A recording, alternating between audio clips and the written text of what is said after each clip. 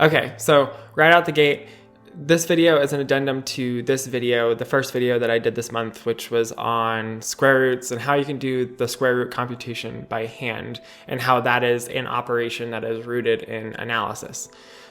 Today, however, I want to just bump that up a little bit and talk about just what happens if you take mth roots for any natural number m and what does that computation look like and why people don't really ever talk about doing those by hand. So hopefully this video is a little bit shorter than the other two that I've done this month, and it'll give you an idea of like how intense taking an mth root of a number is for m greater than 2, strictly greater, because the square root operation isn't that bad. But anyway, let's get to it. So we're going to go ahead and let m greater than 2 be a natural number, and we're also going to let c be some positive real number. In a very similar way to the square root case, we can assume without loss of generality that our c is between 0 and 10 to the mth power.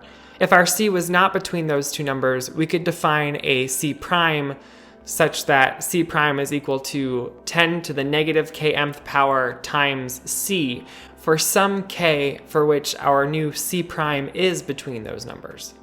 We would then just apply the algorithm to our c prime, and since the mth root will pull out the 10 to the m in that c prime expression, we can say that the mth root of c is equal to the mth root of c prime times 10 to the kmth power, which is equal to 10 to the k times the mth root of c prime, which we figured out via the algorithm being applied to c prime. And so we can solve for a c outside of that range that way. Much like the without loss of generality statement in this algorithm, we're going to have a similar thing for our sequences that we define and how we define our answer. So just to go through it one more time, we can go through it pretty quickly. Y sub 1 is going to be the largest natural number between 0 and 9 such that y sub 1 to the mth power is less than or equal to our c that we're taking the mth root of. After we find y sub 1, we're going to need to find an x sub 1 that is between 0 and 9 that is a natural number such that y sub 1 plus 10 to the negative 1 x sub 1 quantity to the mth power is less than or equal to c. So giving a little bit of a nod to how gross this expression is in terms of like if you were to do this by hand, if you were to go ahead and expand out this mth power and get it into a similar state that we had in the square root case where we're getting this like c minus y to the m on the other side, we're going to get this huge binomial sum, and we also can just move the y sub 1 to the mth power out of that sum and move it over to the other side. And that gets us into our like long division-like quality algorithm that we saw before with the square root algorithm and doing that by hand. So that's the first little hint that this is going to be quite terrible in terms of a computation. But once you find y sub 1 and x sub 1, you only have 2 digits of your solution.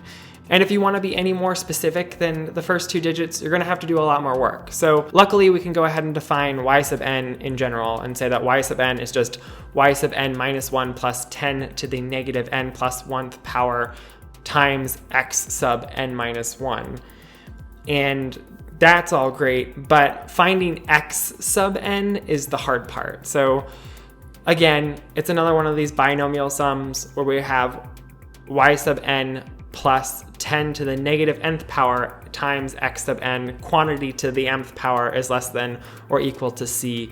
And we can do a similar manipulation to get the y sub m on the other side to get this into a similar context as the long division-esque square root computation. So just to go ahead and drive home the idea of how gross and disgusting it would be to actually sit down and take the mth root of a number by hand for m greater than 2, we should probably just talk about some combinatorics that are present in this problem. So first off, the size of the set of our choices for every x sub n and y sub n is 10 because it's the numbers between 0 and 9.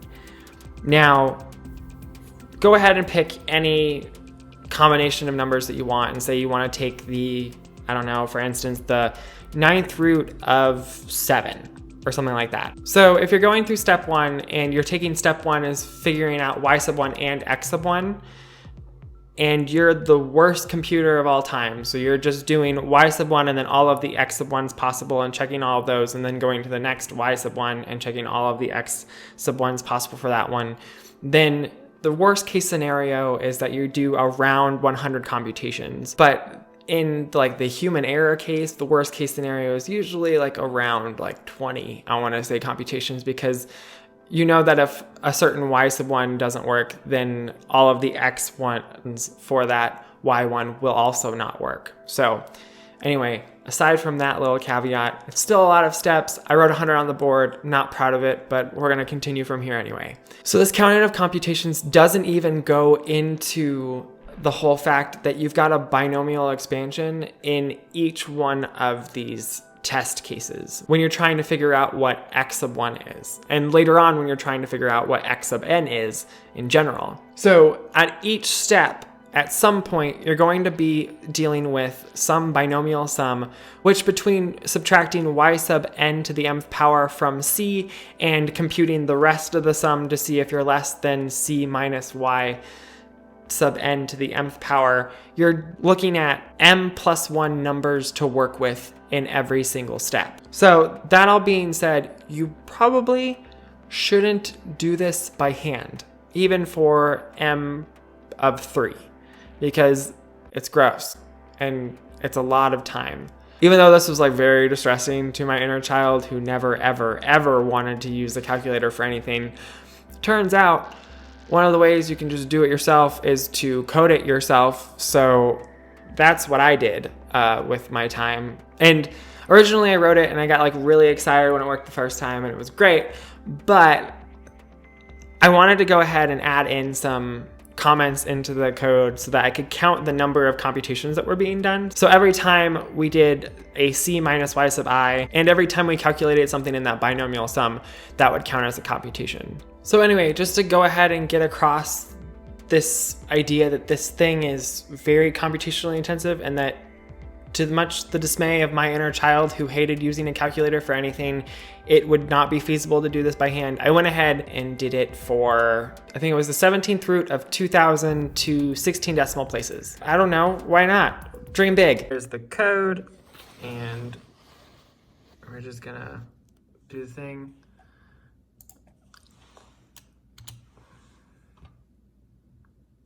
Took 1,719 steps to get to 1.5637892921921516, which I believe is the first, 16 decimal points?